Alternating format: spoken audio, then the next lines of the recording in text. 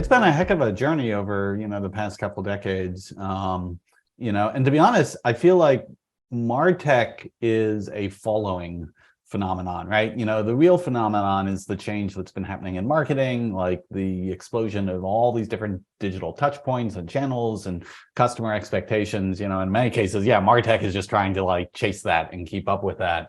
So we could certainly, look back to, the early days with, John and Marketo. There was clearly that wave in the, late 2000 aughts there of like marketing automation really becoming a core thing and a core platform. But then, sort of as we got rolling into the teens, this kind of wild phenomenon happened of it got so easy for people to create software. There was so few barriers to entry that, dropped for all the reasons, AWS, cloud platforms, open source, marketing, through all these digital channels, that there was this just incredible explosion of innovation all across the industry. So we suddenly ended up with these thousands of different products. Good on the innovation side, not so good on the how do you get all this crap to work together side. And I kind of feel like, the past 5 years or so of the MarTech industry has been a little bit more of a journey of like, okay, how do we start to corral this, and so you've seen more and more focus on true platforms and ecosystems. Obviously, there's been a ton of innovation around everything from like iPaaS to, like data integration technologies and things like this. We still have quite some ways to go, but I think where things are really exciting right now in the industry is, there is just so much focus on how do we pull these pieces together in a more aggregated and coordinated fashion. And so, how that relates to marketing ops, right? I forget the analyst who said years ago, like marketing ops used to be the island of misfit toys. Like before this thing around like, the MarTech stack, really became so central, to how marketing actually executes its mission, right? It was sort of this random set of like, oh, well, we do reports. Oh, we're maintaining the product database. We'll take care of the SKUs, all this sort of stuff. To something that, this entire collection of tools that we're using and how do we like orchestrate them together, it's really fallen on the shoulders of most marketing ops teams. And of course, as anyone here I'm sure knows, right? It's like 10% about the technology and 90% about like the process, the people, the enablement, the strategy, and to be honest, marketing ops doesn't always get enough credit, for how critical they are in actually being able to implement and connect that. The technology is, again, almost kind of just like a means to an end.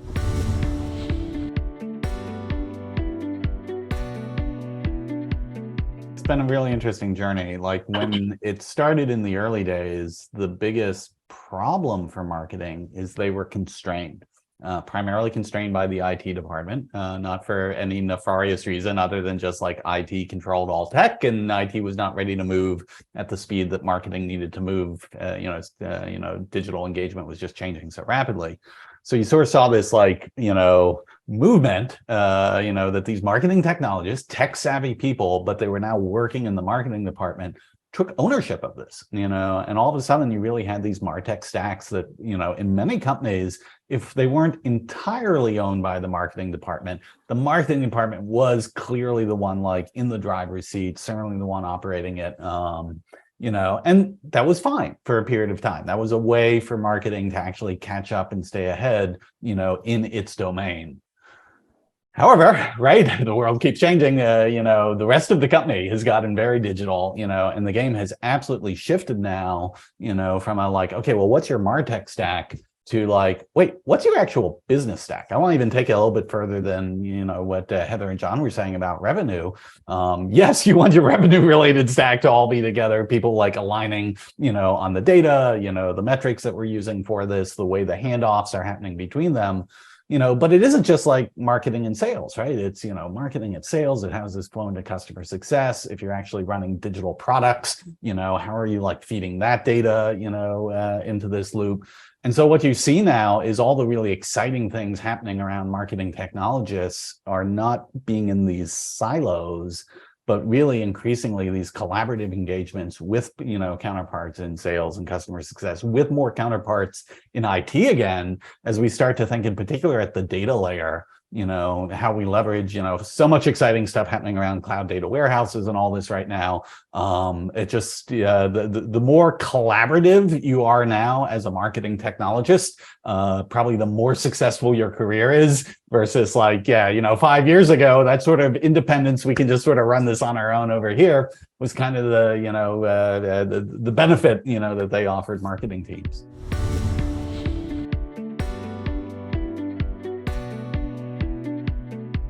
I think the biggest challenge we often see with MarTech purchases and the way folks approach that is there is a tendency to fall into looking at it through the tech lens. Oh, well, what's the technology? What's the, category of technology? Frankly, things like My Landscape don't help because it's sort of like almost pointing like, oh, well, here's the menu. I guess I should have one of these and one of these. Really the most successful, sort of companies I've seen and how they manage, evaluation and purchase of technology is to absolutely just start from a use case perspective. Like, what is the specific use cases we are trying to drive? Because very often those use cases get very aligned to what's a particular business objective, or is there a particular, barrier we're facing, in how our go-to-market machine is actually operating. And if you start with the use case version first of all, it gives you a mechanism to, pause and look like, okay, actually for our existing tech stack, are we sure we can't actually demonstrate this use case with what we already have? Because my goodness, utilization of tech stacks, we could argue how that gets defined, but generally speaking, most people say yeah, we're not really utilizing our existing tech stack the way we could be. So if you'd have that use case lens, you can see, well, first of all, can we just evaluate, make sure we can't do that with what we already have?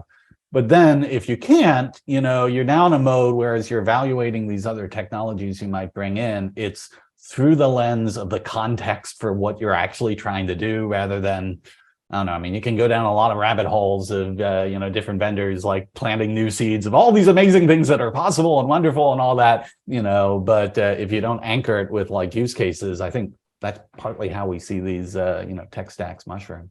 I'll jump in. I'll not really a response to Scott's because I kind of thought about this before we jump there, but I totally agree with what he said.